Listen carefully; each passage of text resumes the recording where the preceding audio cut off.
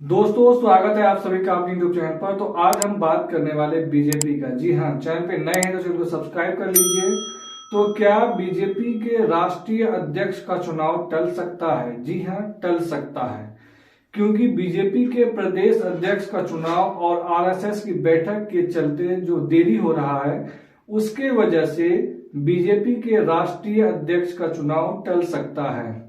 हालांकि ये कयास लगाया जा रहा था कि बीजेपी होली के जस्ट बाद जो है अपने नए राष्ट्रीय अध्यक्ष का ऐलान कर देगी, लेकिन ऐसा होता हुआ दिख नहीं रहा है, क्योंकि आरएसएस का एक बड़ा बैठक होने वाला है बेंगलुरु के अंदर, और इस बैठक की वजह से बीजेपी के जो राष्ट्रीय अध्यक्ष है उसका चुनाव अप्रैल तक के लिए टल सकता है। आपको बता दूं, बीजेपी के नए राष्ट्रीय अध्यक्ष के चुनाव के लिए अभी और इंतजार करना पड़ सकता है। राज्यों में प्रदेश अध्यक्षों की चुनाव जो है वो काफी धीमी गति से चल रही है, और आपको बता दूं 21 से 23 मार्च तक बेंगलुरु में होने वाली आरएसएस की अखिल भारतीय प्रतिनिधि सभा की बैठक के चलते यह प्रक्रिया अप्रैल तक जो है वो टल सकती है।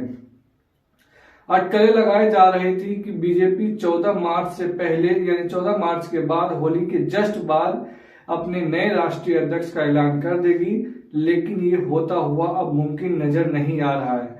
अब राष्ट्रीय अध्यक्ष के चुनाव में देरी होने की 3 वजह सामने आ रही है। पहला वजह यह है कि प्रदेश अध्यक्ष के चुनाव में देरी। सबसे पहली बात बता दूं, बीजेपी देश के आधे से ज्यादा राज्यों में प्रदेश अध्यक्ष का चुनाव करवाती है, यानी कम से कम 18 राज्यों में प्रदेश अध्यक्षों की चुनाव होनी है। आपको बता दूं, आधे से ज्यादा राज्यों में प्रदेश अध्यक्ष का चुनाव देरी है। ये जरूरी है, लेकिन ये सिर्फ 12 राज्यों में यह प्रक्रिया जो है वो पूरी हो पाई है। आपको बता दूं, चुनाव संपन्न कराने के लिए केंद्रीय पर्यवेक्षक भेजने और तारीख तय करने में ही लगभग 10 से 12 दिन और लग सकते हैं। इसके बाद राष्ट्रीय अध्यक्ष की चुनाव की प्रक्रिया चलेगी, और जिसमें करीब 12 से 15 दिन का समय लगेगा। तो पहला तो ये कारण है कि प्रदेश अध्यक्षों की नियुक्ति में देर होना। दूसरा जो मेन बड़ा कारण बताया जा रहा है वो ये है कि आरएसएस की बैठक में देरी। 24 मार्च का अंतिम फैसला संभव है कि 24 मार्च तक जो है ये फैसला ले लिया जाएगा। बीजेपी के राष्ट्रीय अध्यक्ष के चुनाव में देरी का एक और कारण ये है कि आरएसएस का बैठक भी है। बेंगलुरु में होने वाली इस बैठक में जेपी नड्डा, संगठन महासचिव बीएल संतोष समेत 1500 से ज्यादा प्रतिनिधि मौजूद रहेंगे। आरएसएस के वरिष्ठ अधिकारी 17 से 24 मार्च तक बेंगलुरु में रहेंगे, जिसके चलते बीजेपी नेतृत्व को नए अध्यक्ष पर निर्णय लेने के लिए 24 मार्च तक इंतजार करना पड़ सकता है। जी हाँ, 24 मार्च के बाद ही जो है वो बीजेपी के राष्ट्रीय अध्यक्ष का ऐलान किया जा सकता है। और तीसरा बड़ा कारण यह हो सकता है कि हिंदू नववर्ष से पहले यानी अप्रैल में ऐलान करने पर विचार किया जा रहा है। बीजेपी की जो राष्ट्रीय अध्यक्ष है, नए राष्ट्रीय अध्यक्ष चुनाव को हिंदू अस्मिता से जोड़ना चाहती है, इसलिए माना जा रहा है कि 30 मार्च से शुरू हो रहे हिंदू नववर्ष के बाद घोषणा हो सकती है। ऐसे में पार्टी अध्यक्ष के चुनाव को जनवरी के बजाय हिंदू नववर्ष से पहले यानी अप्रैल में कराने का विचार किया जा रहा है। पहले जनवरी में होता था, लेकिन अब जो है आरएसएस और बीजेपी ये चाह रही है कि उसके राष्ट्रीय अध्यक्ष का चुनाव हिंदू अस्मिता से जोड़ा जाए। और कैसे जोड़ा जाए? तो हिंदू नववर्ष के बाद ही बीजेपी के राष्ट्रीय अध्यक्ष का ऐलान किया जाए। अभी आपको बता दूं, जेपी नड्डा पिछले 5 साल से राष्ट्रीय अध्यक्ष है बीजेपी के, और फिलहाल में वो देश के स्वास्थ्य मंत्री भी है। अमित शाह के बाद उन्हें राष्ट्रीय अध्यक्ष बनाया गया था सर्वसम्मति से। पहले कार्यकारी राष्ट्रीय अध्यक्ष बनाया गया था, बाद में पूर्ण रूप से उसे राष्ट्रीय अध्यक्ष बनाया गया था। हालांकि 2024 के लोकसभा चुनाव से पहले ही उनका कार्यकाल 1 साल पहले खत्म हो रहा था, लेकिन उनके कार्यकाल को 1 साल के लिए और बढ़ा दिया गया है।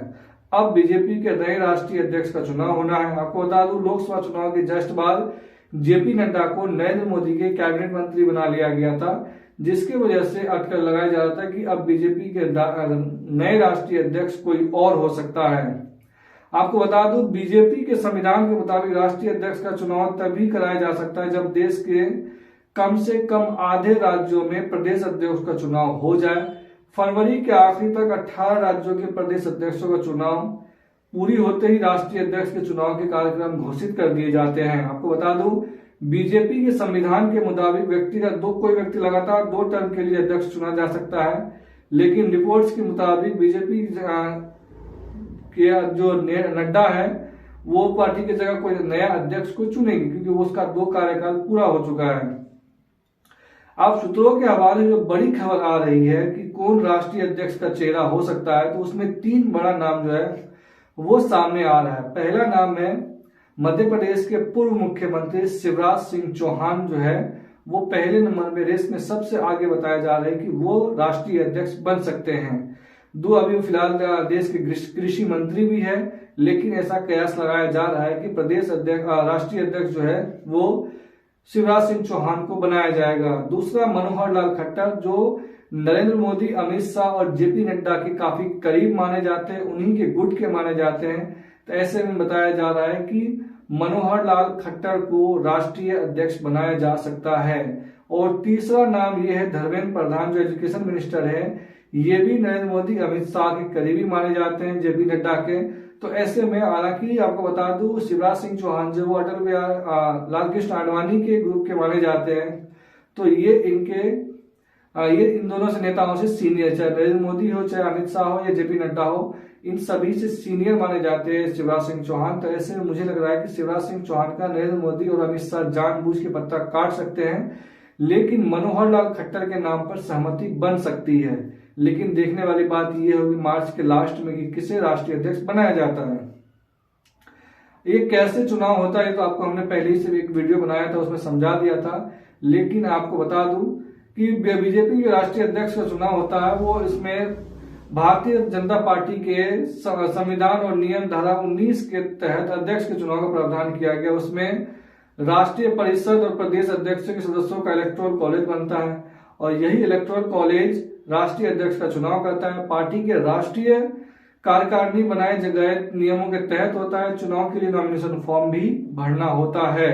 अध्यक्ष बनने के लिए उम्मीदवार की जरूरी क्या होता है, आपको बता दूं, बीजेपी का राष्ट्रीय अध्यक्ष वही बन सकता है जो कम से कम 15 साल तक पार्टी की प्राथमिक सदस्य रहा हो, इलेक्टोरल कॉलेज में कम से कम 20 सदस्य उनके प्रस्तावक हो, और ये प्रस्तावक कम से कम 5 ऐसे राज्य से आए जहां राष्ट्रीय परिषद के चुनाव हो चुके हो, और लास्ट प्रस्तावक पद पर उम्मीदवार का दस्तखत जरूर होना है। तो नॉमिनेशन के बाद वोटिंग होती है, इसके बाद काउंटिंग के लिए बैलेट बॉक्स को दिल्ली लाया जाता है। लेकिन आपको बता दूं कि बीजेपी की जो राष्ट्रीय अध्यक्ष का चुनाव हुआ है उसमें अब तक वोटिंग का प्रक्रिया नहीं हुआ है, क्योंकि जो भी अध्यक्ष बने हैं निर्विरोध बना है, उसके सामने कोई और नहीं खड़ा हुआ। हालांकि एक बार ऐसा मौका आया था कि यशवंत सिन्हा जो है वो खड़े हो रहे थे, लेकिन बाद में वो भी उन्होंने अपना मन टाल लिया था, नहीं तो एक बार चुनाव होते होते रह गया था। तो कुल मिला के आपको बता दूं कि मार्च के लास्ट तक बीजेपी के राष्ट्रीय अध्यक्ष का नाम का ऐलान हो जाएगा। तब तक तमाम नामों के कयास लगाए जा रहे हैं। आपको क्या लगता है कि किसे बीजेपी का राष्ट्रीय अध्यक्ष बनना चाहिए? आप हमें कमेंट में बता सकते हैं। वीडियो अच्छी लगी हो तो चैनल को जरूर सब्सक्राइब कर लें। धन्यवाद।